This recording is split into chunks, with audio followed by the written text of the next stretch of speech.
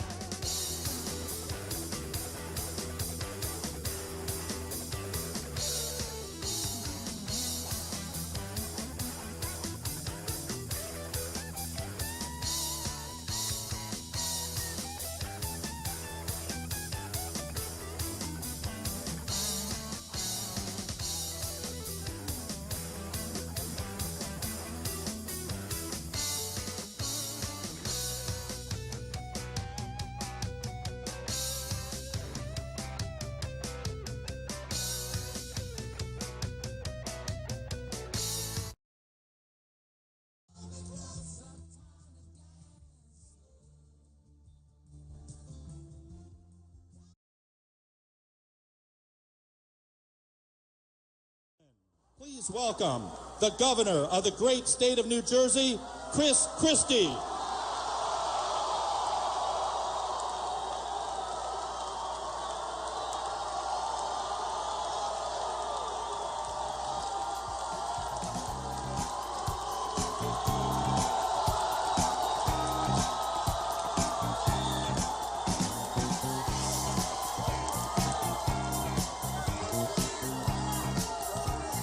Thank you so much, Oklahoma. I'm great to be here.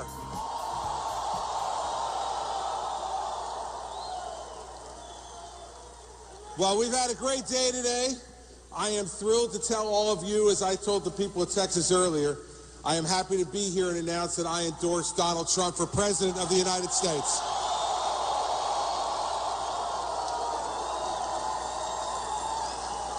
America needs a strong leader who's going to restore American strength around the world, and Donald Trump is that man. America needs a strong leader at home to restore jobs and American confidence to our people, and Donald Trump is that man.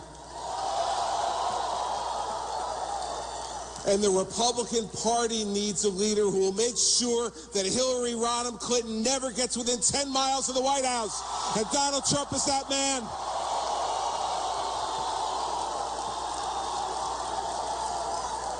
I want to tell you, we've had a fun time today. Donald and I were in Fort Worth this morning.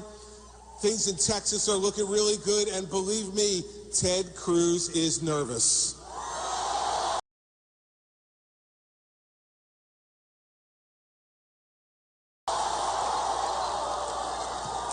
And now we come here to Oklahoma.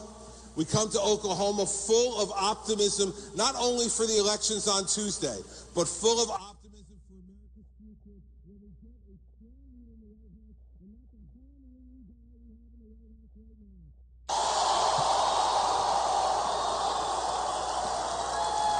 now. Can you imagine the whiplash? The whiplash that America's enemies are going to feel when they go from a weakling like Barack Obama.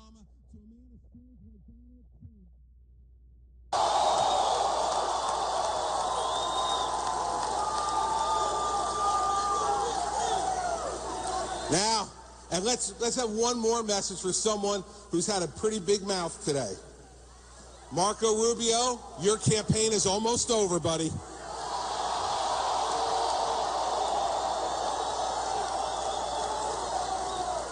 Showing a lot of desperation today, throwing punches from every angle, but none of them are landing because America has made their decision. Donald Trump represents strength, and Marco Rubio represents Washington, D.C. We don't need any more D.C. politicians.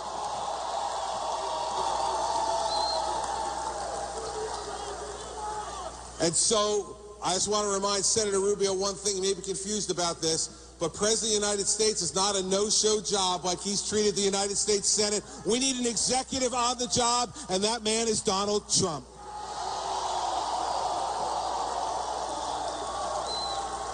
And so I am proud to be part of the team. I'm proud to be part of the team that is going to restore strength and confidence and faith and hope in our country and its people again. Nothing that has happened in America under Barack Obama is not able to be reversed by having a strong person in the White House to lead us again, and Donald Trump is that man. So we're counting on you. We're counting on you, Oklahoma, when you go to the polls. We need not just a win here. We need a Trump-sized win in Oklahoma, and I think you're going to give it to us.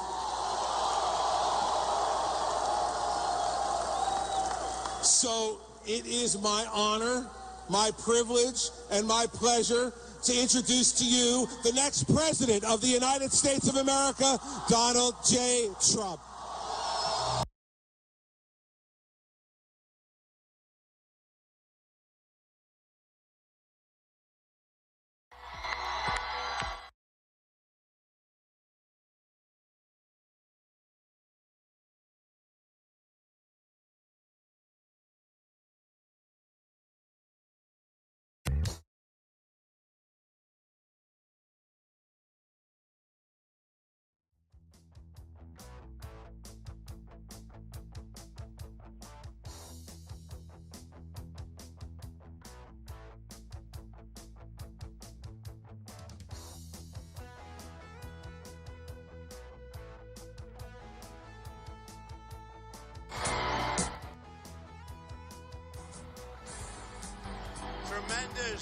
Wow. Hey. Wow, this is great. This is great. Thank you.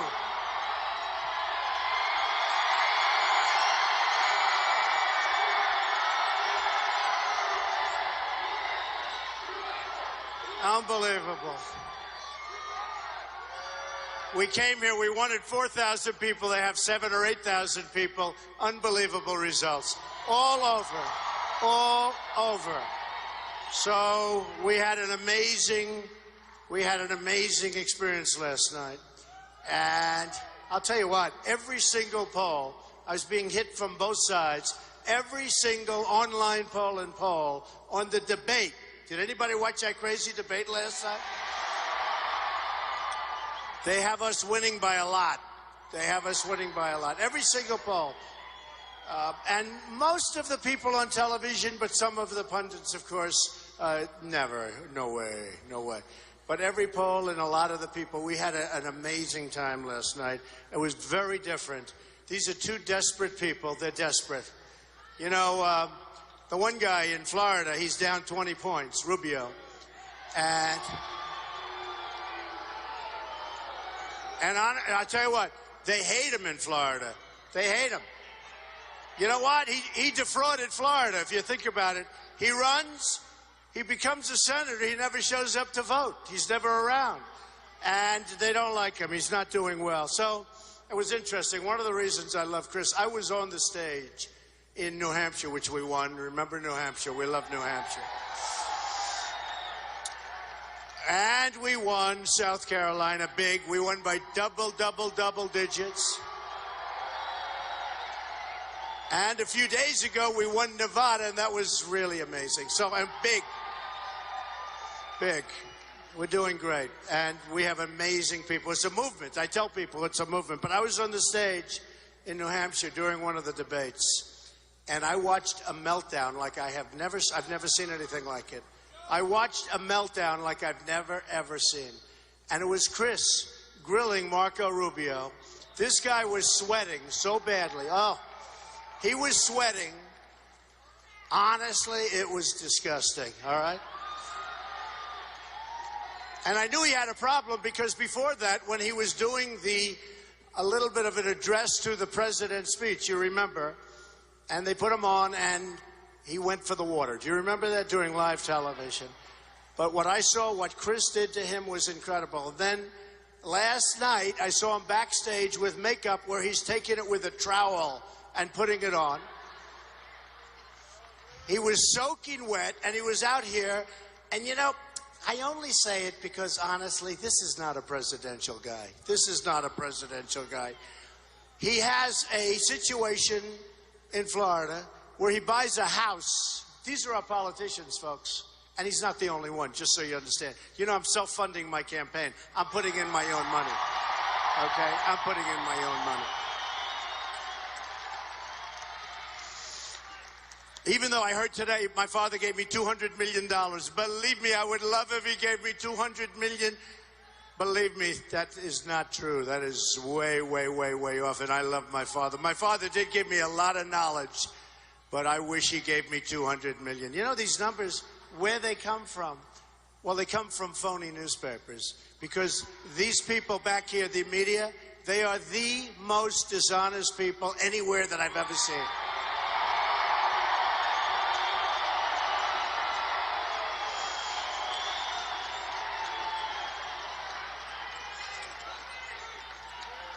So today I heard little Marco say the $200 million. Now all of a sudden he was talking about, I got $1 million loan from my father, which I, by the way, paid back.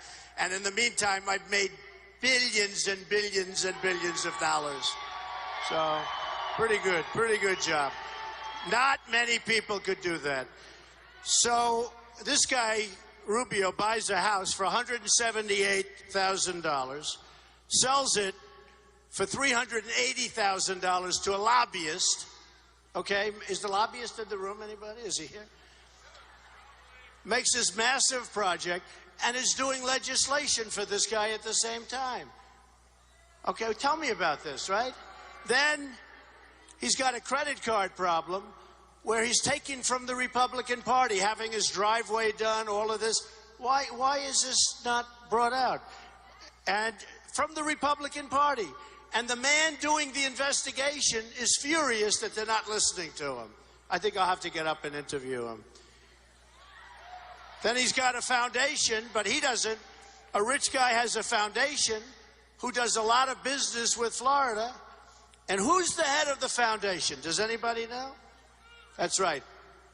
His wife, for a big salary, big salary. And then he's got a no-show professorship. He never shows up. And all of this, the guy's making a lot of money. And shouldn't be making this money. But all of this, and the state of Florida can't stand him. And I'm up by like 20 points. And we're going to win Florida. We're going to win Florida. Let me tell you. We're going to win it. We're going to win it big league. Now, the other gentleman on the other side, who's actually a smarter guy, I will say this. Smarter than Marco. But he was on the other side, and he's been hitting me left and right, and he's got a problem because we're about tied in Texas, and if I win Texas, that's going to be embarrassing, and if I win Florida, that's going to be embarrassing. You know, how do you beat a sitting senator in Florida? How do you beat a sitting senator in Texas? They could have an embarrassing time. So Tuesday, big day, Tuesday, we have to get out there. They could have a very embarrassing time. I will say this, Marco is very, very weak on immigration, very weak. Come on over, folks, just come on over. Marco is weak, gave amnesty, wants to give amnesty, the Bill of 8. He is very weak. And honestly, Ted is pretty weak on amnesty. He's a little stronger, I have to say. But he's also weak on illegal immigration. And if I didn't come down that escalator and start talking about illegal immigration, it wouldn't even be a subject. We wouldn't even be talking about it right now. Wouldn't even be a subject. Wow. So we have a number of situations that when I made the decision to do this, and I'll never forget it, I'm standing in Trump Tower. The press is downstairs in the building, and it looked like the Academy Awards. And it takes guts. Believe me, it takes guts to run for president. Not easy. Not easy. I mean, think of it, I'm a non-politician. I've never done this before. So all of a sudden I'm doing it. But I'm doing it because we're going to make America great again.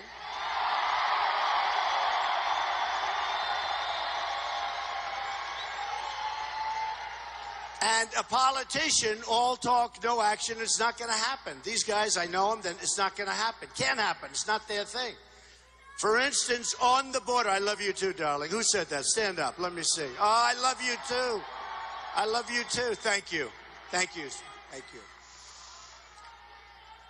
On the border, thank you. What a great group. I love Oklahoma.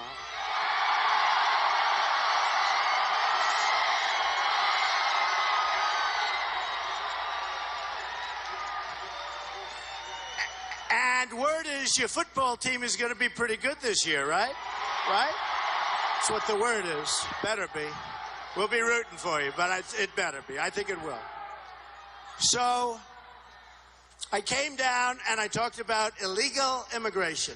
And did we get a stir from that? And all of a sudden it became a mainstay of everybody. And some were strong and some were weak. And I just got the endorsement, as you know, from Sheriff Joe Arpaio. And you can't get.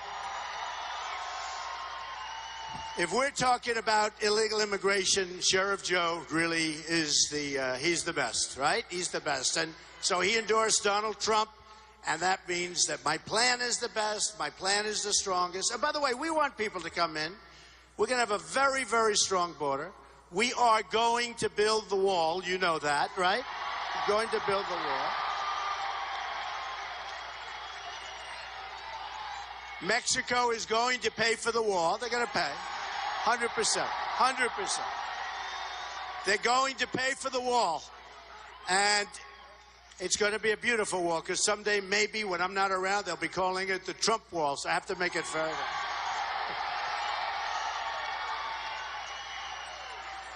And people are going to come into our country, but they're going to come in through a process. They're going to come in legally.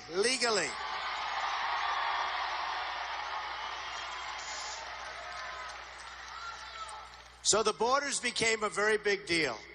Very, very big. And I seem to be sweeping the polls with the borders because the people are saying they're giving me CNN Diz polls and they're all doing polls.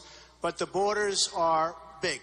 And now what happens is because of my stance on the borders and because of all the problems we've had, you look at Paris, you look at Los Angeles with the 14 people that were killed, Paris, 130 people that were killed.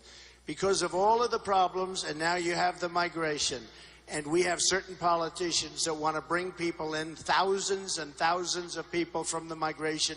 They're not coming here, folks. They're not going to come here. Can't do it. Can't do it. We'll build a safe zone over in Syria. We'll do something. I'll get the Gulf states to pay for it because we have 19 trillion in debt. We can't pay for anything. We can't pay for anything. So it's just not going to happen. Not going to come in. And when they do come in, we have no choice. We have to send them back. We're going to have to send them back. We don't know where they are. We don't know where they come from. We don't know who they are. There's no paperwork. I've gone and spoken to the greatest law enforcement people that we have. There's no way to vet them. There's absolutely no way. So we don't know who they are. You look at what's happening in Germany and Sweden and Denmark and Brussels. We're going to be a smart country, folks. We're not going to be what we've been for the last very long period of time. Very, very long period of time. So I started with the border, and all of a sudden people realized I was right. Tremendous crime. You have Kate in San Francisco, who was killed. Kate.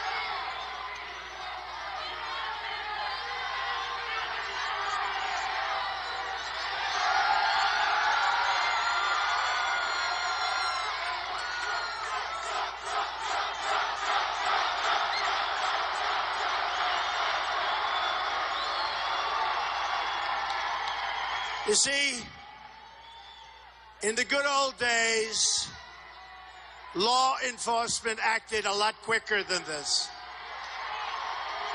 A lot quicker. In the good old days, they'd rip him out of that seat so fast. But today, everybody's politically correct. Our country's going to hell with being politically correct. Going to hell.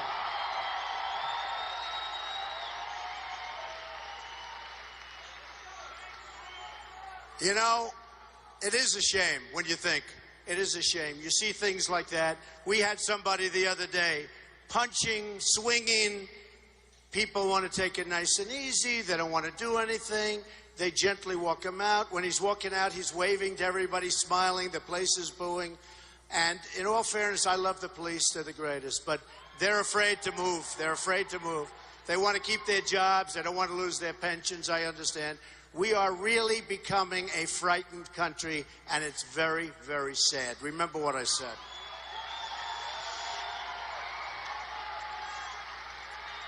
You know, during the debate, the last one, we were asked a question about waterboarding, and they asked Senator Ted Cruz about it. And he didn't want to get involved with the question. He was sort of a basket case. He didn't want to get involved with it. didn't want to talk about it. And then they looked at me, because he didn't want to be, you know, he didn't know exactly. I don't even blame him. But then they looked over at me. Oh, we have another one, folks. Oh.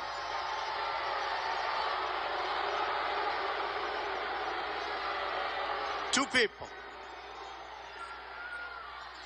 Two people.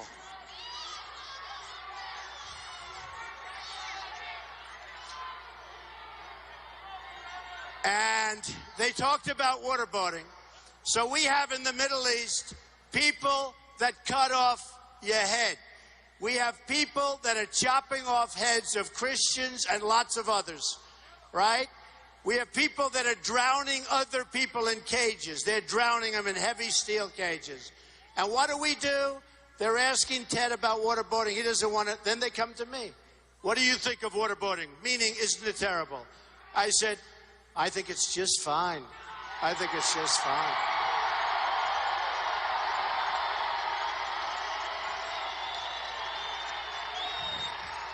And frankly, if you want to go a step above or 2 or 3 steps above, that's okay with me too, when I said that. And you know, I didn't vet that with the political experts. I just said it. Standing ovation. Our country is starving for doing the right thing. And I was saying to myself, can you imagine these people from ISIS and others over there watching our dialogue on waterboarding, which some people consider torture, some people consider not, you know, in any event. Look, it's tough stuff, but the very weakest form, right? Can you imagine these people? They chop off heads and they're watching and they're saying, we can't talk about waterboarding. And so they must think we are so weak and so stupid. So, and honestly, we've got to become a stronger country. We've got to build up our depleted military. Our military is depleted.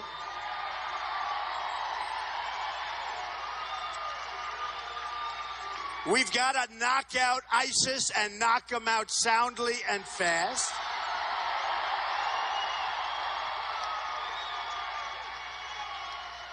We've got to take care of our vets. Our vets are so great and so important. Our vets are so important. And I'll tell you what. So I came down that escalator with my wife, Melania. And it was about, for me, it was... Life is so busy with working kids. I just can't find the time to sit through hours and hours. Trade. And we started talking borders, and it resonated. And I've been #1 in the polls almost right from that first day. #1. I've been center stage on every single debate, and that'll continue. Although, I mean, I have to tell you, aren't these debates ridiculous, though? Really. Isn't it ridiculous? They're put up by the networks because, you know, the networks always, it was like a flyer. The networks were forced to have these debates. They didn't do well. They did very poor in the ratings. Now it's like, this is like the Super Bowl of cable television. Last night's did very, very well. You know, just fantastic numbers. I have to tell you, 4 years ago, they did very badly. I wonder what the difference is, right? We wonder what. So now we have another one coming up next Thursday, and it just feels so ridiculous that these guys, I did hit that one guy, though, you have to say. Wise guy with his question. But you look at what's going on, and you say, why are we doing these debates? What's the purpose? How many times can you say the same thing over and over? I can give you the answers of the governor, the 2 senators. I can give you every single answer. I can also say Ben will complain about not being asked a question, and he's right. It's not fair. But I can give you the answers. It's like they're coming out of your ears. Every time you go, it's the same thing. But I guess, hey, maybe, do you want to do it? How about if I don't do the next debate? Yes? No, I'll do it. But it just does seem like a terrible waste of time. I think it's, actually, I think it's number 10 or 11. It just never ends. And I think it's a little bit ridiculous. I actually think the networks should make a major payment to the veterans and to the wounded warriors.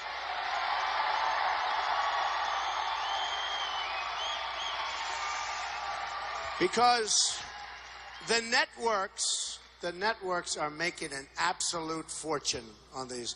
Do you know that CNN and I think Fox, pretty much the same. Thank you, man. I agree. I like that guy. Stand up, stand up. Look, that's my guy.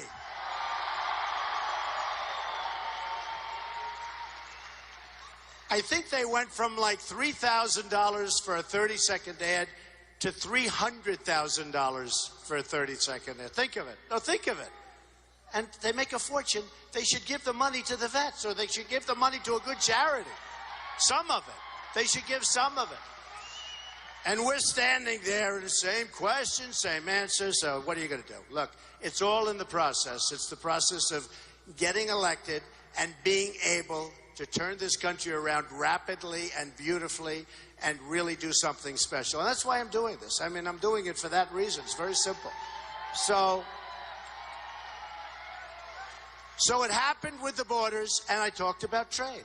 And the trade is ridiculous. We have countries that you practically never heard of that are making a fortune off the United States. We have countries like China. We have a trade deficit of $500 billion a year. $500 billion. Japan, with all the cars, hundreds of billions of dollars. Mexico, $58 billion. By the way, the reason the wall gets done, the wall's going to cost about $10 to $12 billion, all right? If you're losing, in our case losing, in their case making, on trade, $58 billion, the wall is peanuts. Who the hell couldn't make that deal? I can make that deal. Now, the ex-president, Vincenzi Fox, right?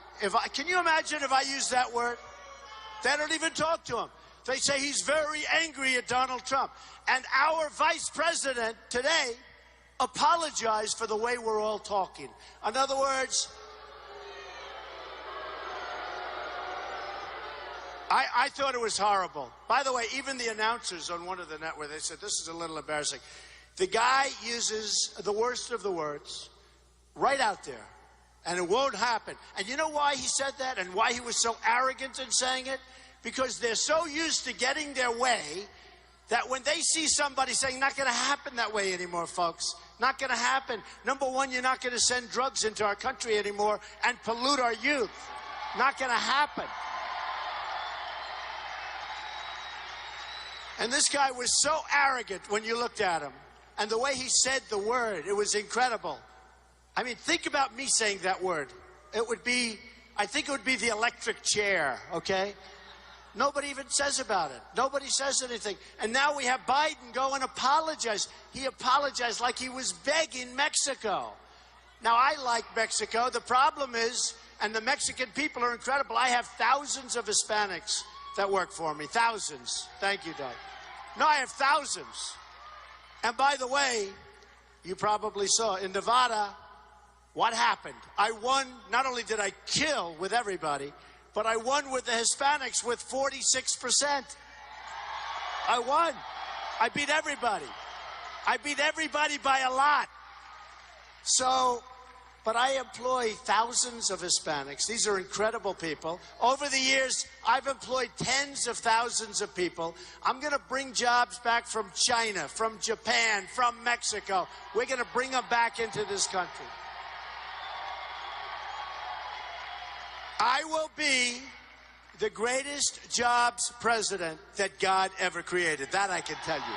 That I can tell you. We're not going to get ripped off anymore, folks. We're not. You know, you look at what's happened last week. Carrier air conditioners. I buy Carrier air conditioners. I buy a lot of different things. Carrier air conditioners. They're leaving. They're leaving. They gave a notice. They're leaving. And somebody had their cell phone camera on. And it was very sad. 1,400 jobs gone, moving to Mexico, right? So I'm a very good business person. That's what I do. I'm a very good business. I built an amazing company. And by the way, you know, in the tax returns, you don't learn about a net worth. These people, you know nothing about tax returns with deductions and everything else. I filed my financial disclosure papers. I filed them with the FEC. They are phenomenal. And these guys went down and they were so upset that they were so good, they thought they'd be bad. I filed all of that with them. And it's a phenomenal company. Best buildings, some of the best real estate in the world. Very low debt, very tremendous cash flow. And I say that because we need this kind of thinking in the United States to solve our problems.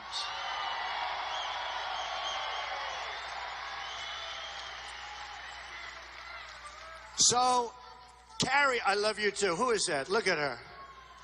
Thank you. So, Carrier is going to move to Mexico, and they're going to make air conditioners, and they're going to sell them to the United States and perhaps other places, and they're going to come across the border. There's going to be no tax. Now, tell me how that helps us, right? Tell me. Does that help?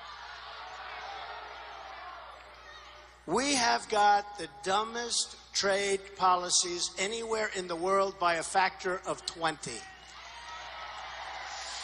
We've got political hacks. We've got people with no understanding of business. Political hacks negotiating the biggest deals in the world. These trade deals are the biggest deals in the world.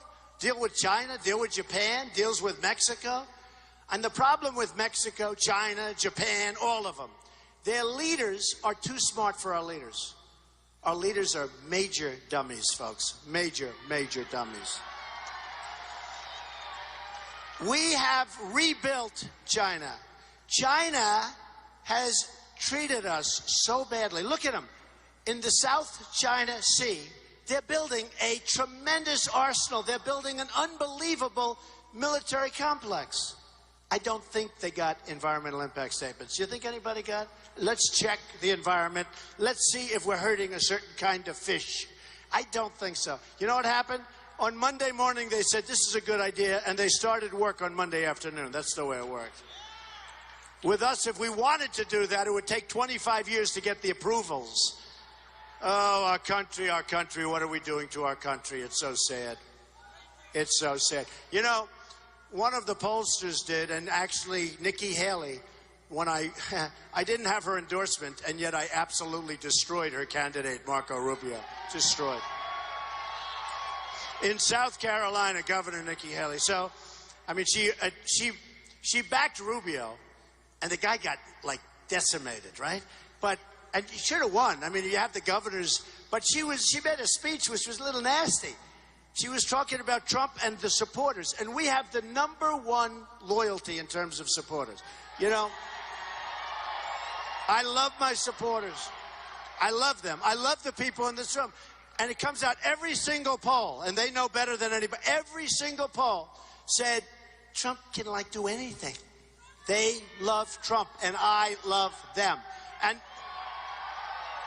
And the numbers are staggering. 68%, and then it goes into, like, 92% for pretty much anything. And other people are like 10% and 18%, and people leave them. My people don't leave me. They don't leave me. We have amazing people. We have amazing people. But Nikki Haley said in a speech, when she was like Marco, but she just didn't need the water, and she didn't have to go off camera to get a bottle of water. So therefore, just for that reason, she did a much better job. But she talked about the anger of the movement. And the next debate, they asked me, they said, Mr. Trump, Governor Haley said you're angry. Now, I was supposed to say, oh, no, I'm not. I think the Iran deal is fantastic. I think it's wonderful to have a depleted military. I think it's wonderful to have our vets being treated so horribly. They are treated horribly, okay? I think we're doing just great.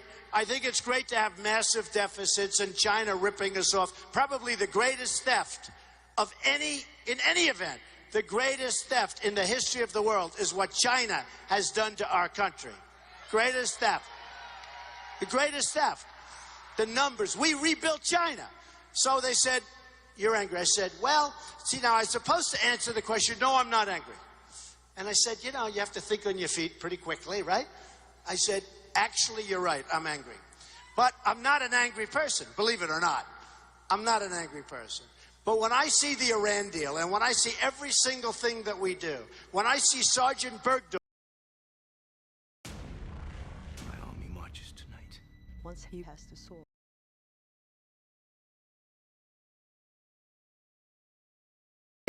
That will be back and probably are already back on the battlefield killing people and would like to kill us. That's the way we trade. And by the way, 5 or 6 people were killed looking, wonderful young military people killed looking for Sergeant Bergdahl. So we get Bergdahl, a dirty, rotten traitor, and they get 5 killers that they want and they've coveted for 9 years. Not such a good deal. Do you agree with that?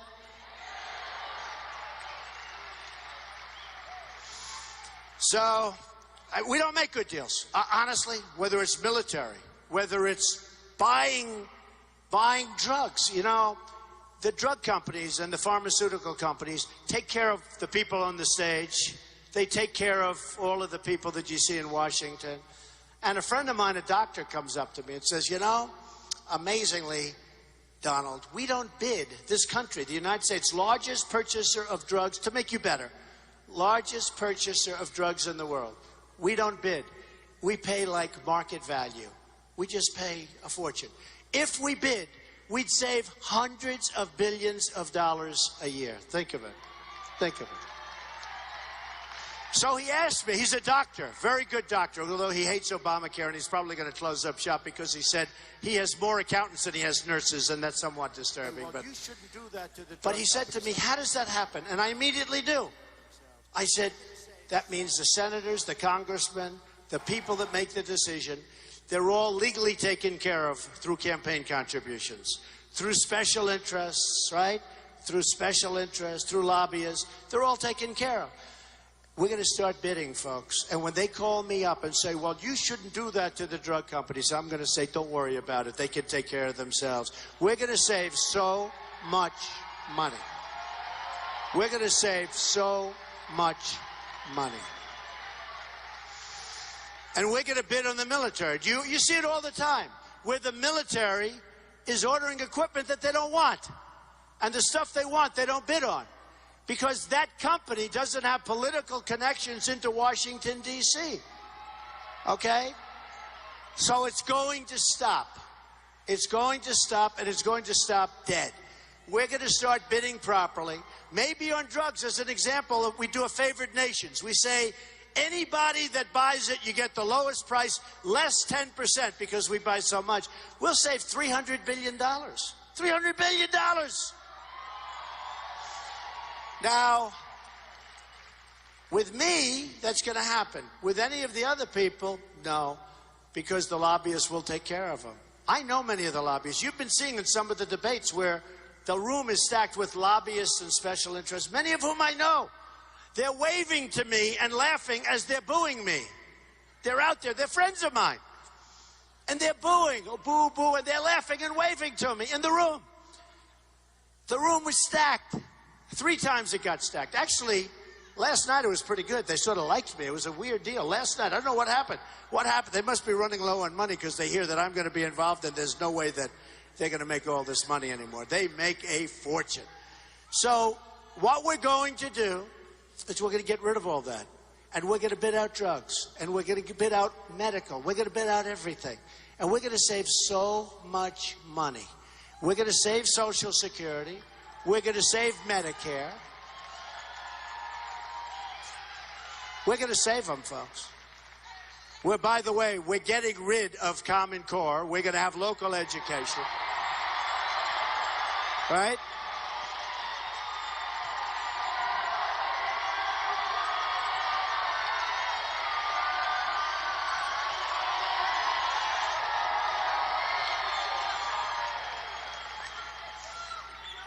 Local education. So, in the world, the top 30, we're 30th. We're number 1 in cost per pupil. and we're 30th. You know, think of this. Thank you. I love you too, darling, wherever you are. We're number 30 in terms of education. We're number 1 in terms of cost. And number 2 doesn't exist because it's so much less expensive. So you have Denmark and you have other countries. You have Denmark, you have Sweden, you have Norway, you have China. And you have the United States is number 30. You have countries that you've never even heard of that are beating the United States. Now, this is analogous to something that I talk about. My campaign. I've spent just about the least amount of money, and I'm in first place. It's the exact opposite. Now, and I actually took some ads recently for 2 reasons. Number 1, I don't want to take a chance. And number 2, I feel guilty not doing it. You know, I feel like a little guilty. Some of these guys have spent $158 million. $158 million. In New Hampshire, which I won, I was the lowest. And I won. In South Carolina, I was the lowest, and I won. In Nevada, I was the lowest, and I won.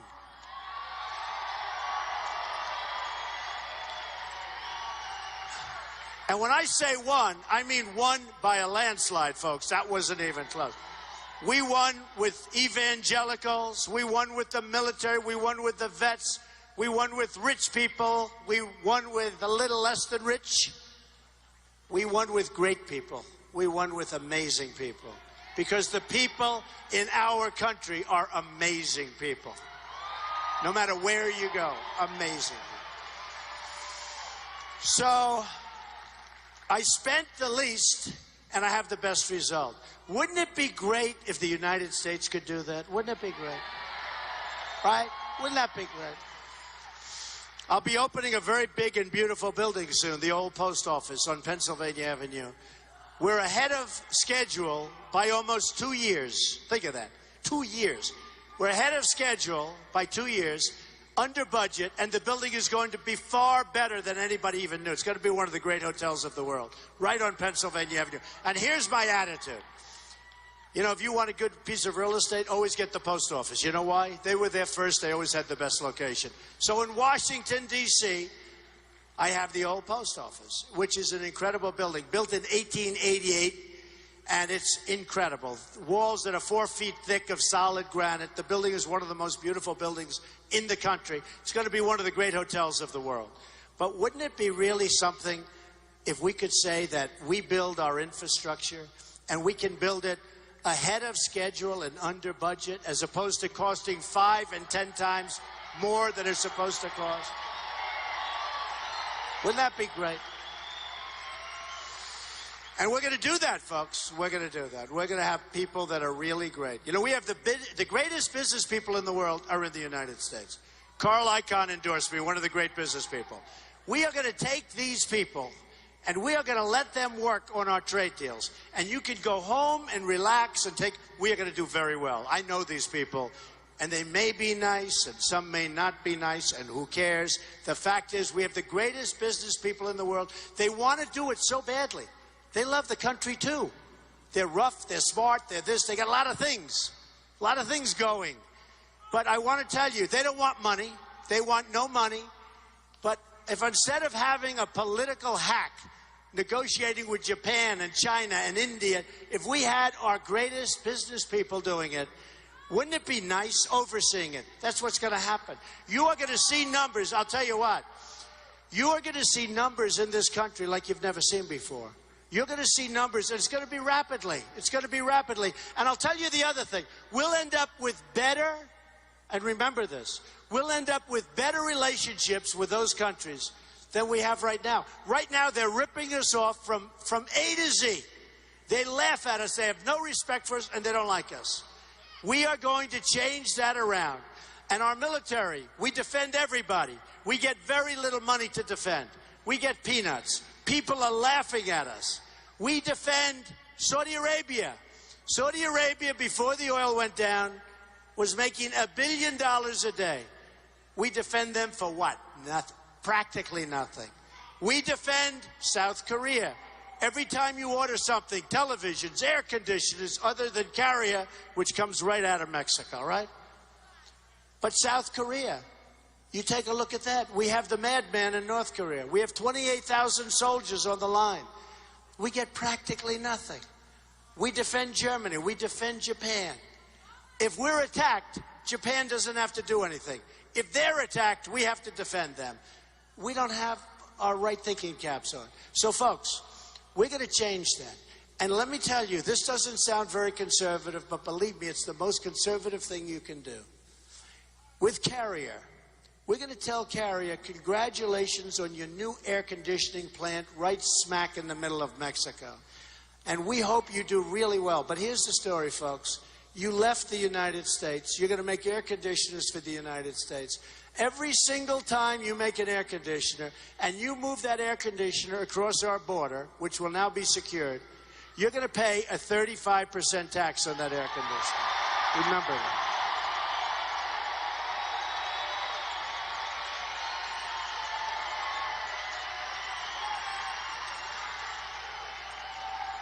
So Ford is moving big league, and now they're doubling down. They're moving even more than they said. They're building a $2.5 billion Ford plant, and now they're building more. They're going to have even more, amazingly. In the papers the other day, they're doubling down. They're going even bigger. Because we don't have leadership that talks to Ford. We don't have leadership that says, we want you to stay in Michigan. We want you to stay in other places. We don't care where. It's got to be in the United States. We want you to stay there. We don't have anybody that talks. So they start a $2.5 billion plant. Nobody talks to them, and now they're going out with even more. It doesn't help us. And I will tell you, I'm going to have a very, very serious talk with Congress. If I win, which I think we have a pretty good shot, don't you think?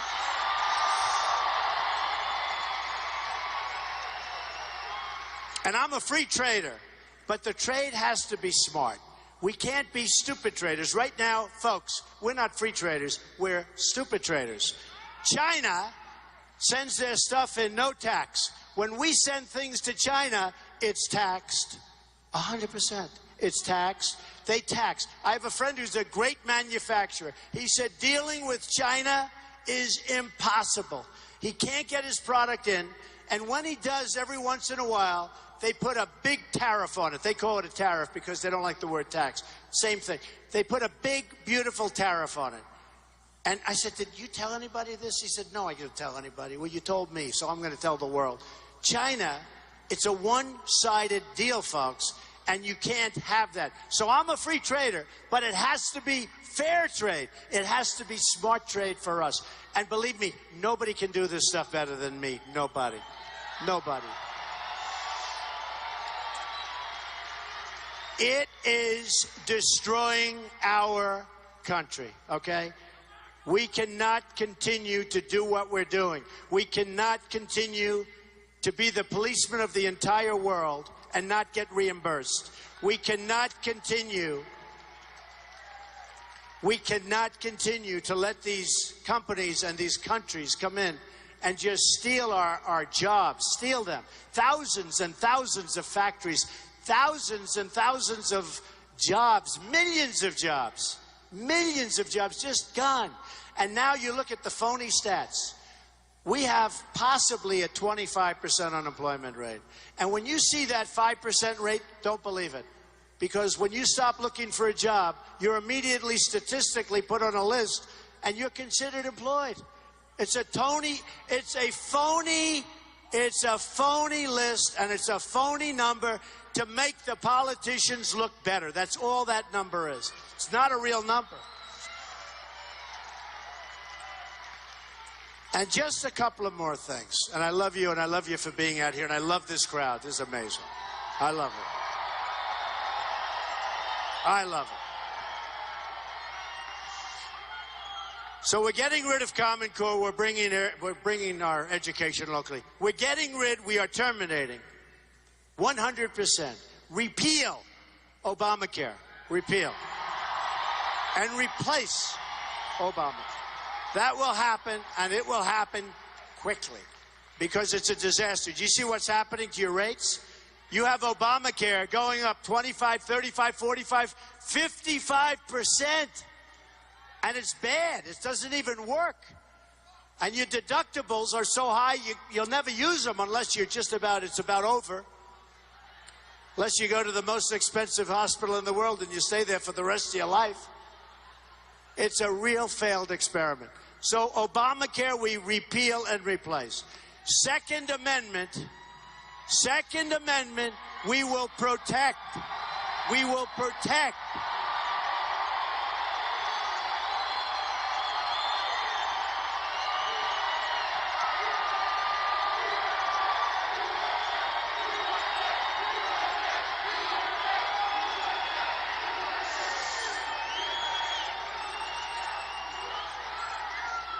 Boy, you people, you do like your guns, don't you, huh? You do like...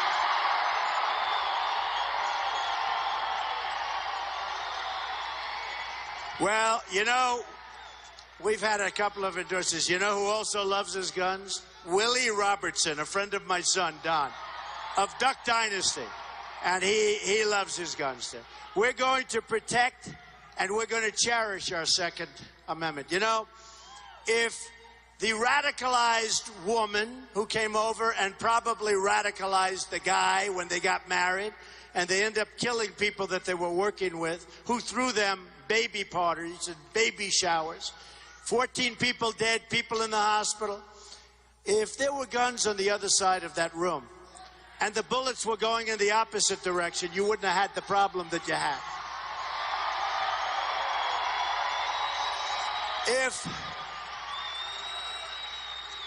If in Paris, recently, in Paris, where you have the toughest gun laws in the world, France and Paris, people just don't have guns. Unless you're the bad guy, you have guns, okay? If in Paris there were guns that could fire in the other direction, you wouldn't have had 130 people killed and many people dying right now in the hospital. You wouldn't have it. So we are going to protect and we are going to take care of and cherish our Second Amendment, okay? It's very important. So here's the story. I told you, I don't want your money. I don't want your money. What I want is your vote. You got to get out there on Tuesday.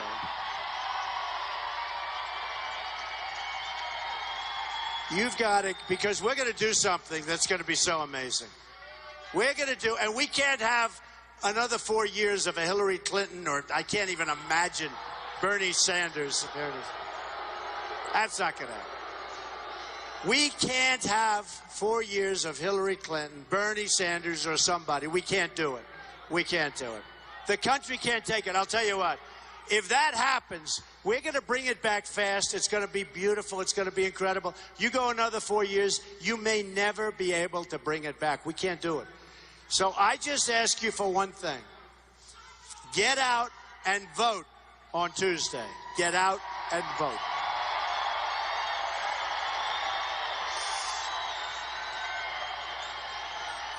And I will promise you this. We will start winning again. We will win at every single level. From the military with ISIS, we will knock them so fast.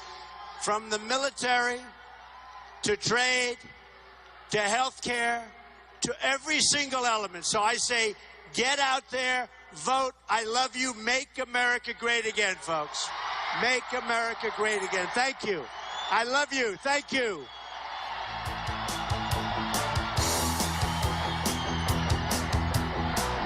Thank you. Thank you.